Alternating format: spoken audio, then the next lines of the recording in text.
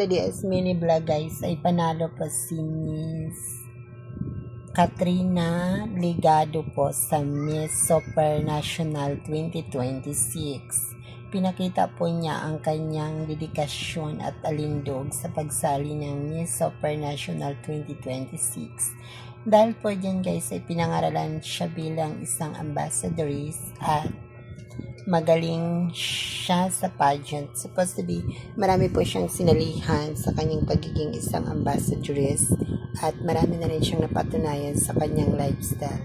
According to research, meron akong research guys na she is very confidentially and graduated siya ng magna cum laude sa kanyang pag-aaral.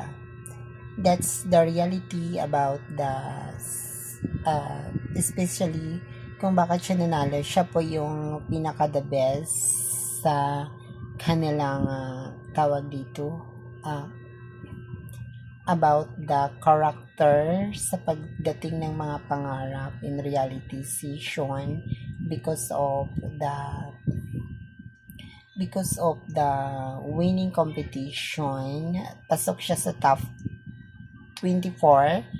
Tapos nakapasok na din po siya sa top 12 and then top 5.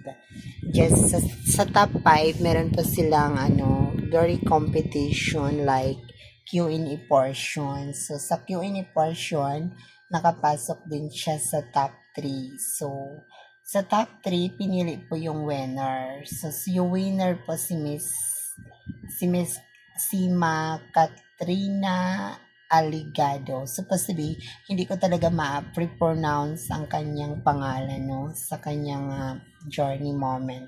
Pero eventually guys, napanood natin sa mga mini vlog ng mga vlogger ang kanyang pagiging isang maganda. Tapos ang costume nito po ay gomamela. Ang ganda kasi ng gomamela, no? As a symbolic siya guys sa pamamagitan ng ating bansa. So, dinededicated niya ang pagiging isang Pilipino sa ating mamamayan dito sa ating bansang sinilangan. So, especially yun talaga yung mga mga Pilipino sa ating kulturang Pilipino. So, yun guys, pinapakita natin sa kanila ang kanilang kakayahan kung paano tayo matututo in realize sa pageant. So, supposedly ang napanalunan niya ay malaking premyo rin, di ba? Nasa $70 ata o 70,000. Mas malaki pa doon, di ba sis?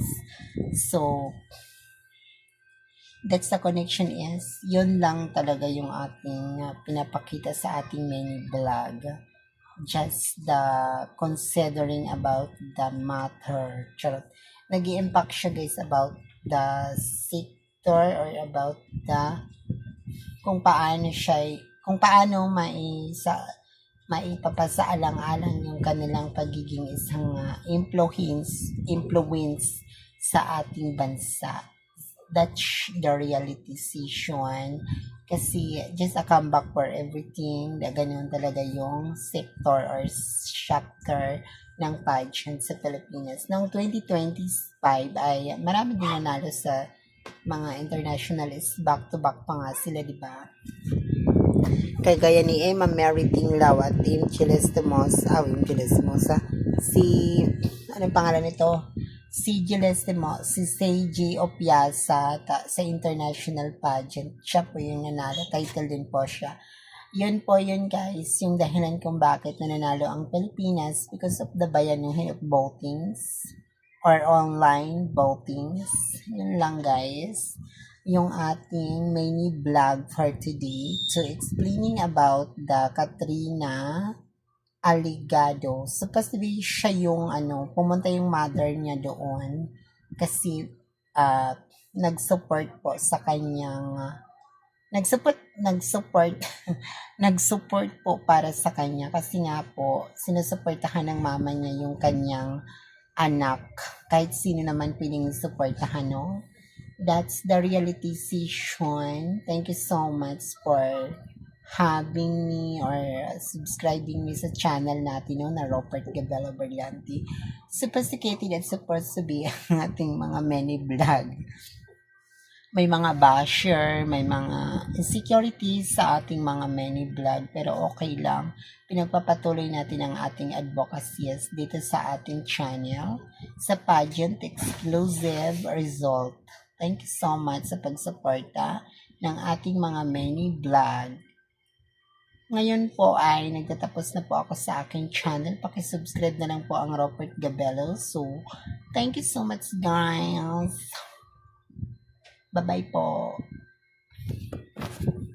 So guys, ito yung pinaka-the best guys kung bakit nananalo nga po yung Pilipinas because of talented person.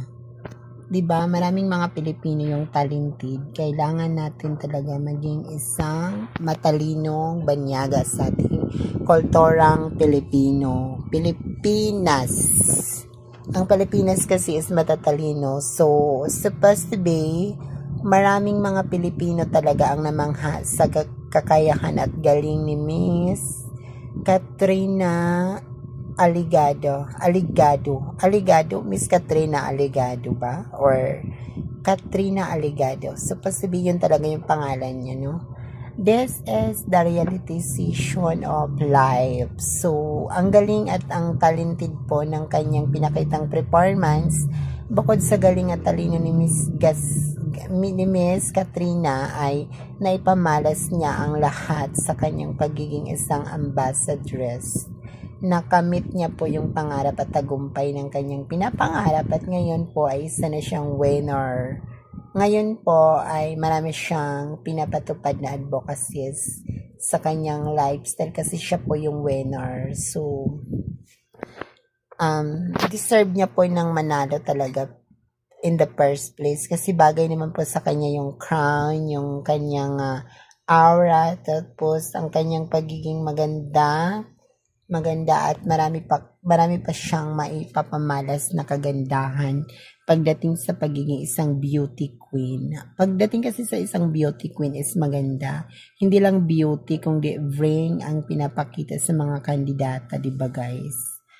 Ano pinamamalas ng mga kandidata kung hindi isang beauty at pageantry that normalizes yon sa mga Pilipino or gumagawa ng access sa kanilang pagiging isang makabuluhang kasaysayan dito sa ating Pilipinas. Yun lang po at ipagpapatuloy natin ang ating mini vlog sa ating kwento or sudaysi sa pagiging isang reyna ng ating Pilipinas. Sa Pilipinas, maraming magaganda kagaya ni Angel Locsin, Marian Rivera at iba pa, no? Dito sa Pilipinas lang talaga matatagpuan yung very talented person ng mga Pilipinong magagaling sa pageant. Actually, may mga training din po sila, physically and faith ang kanilang pagsali sa beauty pageant. Especially pag beauty pageant is paid, tapos may training po sila sa Q&A portion. Kailangan yon kasi pagdating sa Q&A portion, need mo talagang matuto in reality. Dapat we have to listening to question and answer portion kasi pag hindi, maliligwa ka sa first runner-up. Especially yun talaga yung kanilang physical faith or figurative. So, need talaga matuto in real life. Dapat mong pag-aralan kung bakit ka sumali sa ganitong patimpalak. Sophisticated ang kanilang pinapakitang performance sa pagdating ng mga pageant.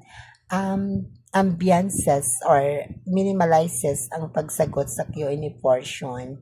Eventually, kagaya ni Miss Katrina, ang pinapakita niyang advocacies ay ang kanyang pagiging isang maganda at magaling sa talento ng Pilipino. Dahil dito guys, na ipamalas niya ang kanyang kakayahan at katalinuhan sa mga ganitong patimpalak, no? Panoorin mo hanggang sa dulo ang ating mini vlog hanggang sa matapos. Thank you so much sa support.